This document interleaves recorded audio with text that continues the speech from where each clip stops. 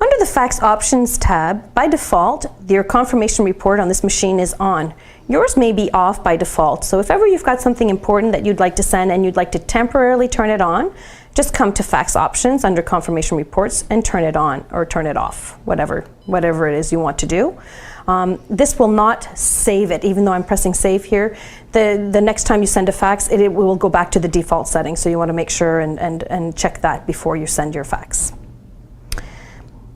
Your starting rate is the speed at which your fax is going. G3 is what's by default for most faxes today. There's no problem, but if ever your recipient's having difficulty receiving your fax, you can come here and slow it down to the 4800 forced BPS. Right next to that, you'll find your priority send and your delayed start. This is to, let's say you're sending several faxes. This will actually move this fax up to the top of the list.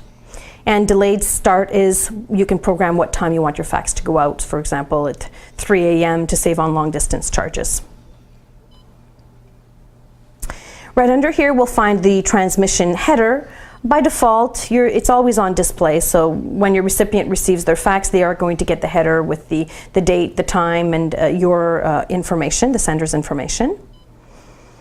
The recipient print set. So by default, your recipient is going to receive only one set. You can come here if you want additional sets sent. Pages per side. If you have a very large document and it's something that's in fairly large font, you can come here and ask to have 2, 4, up to 9 pages reduced onto 1.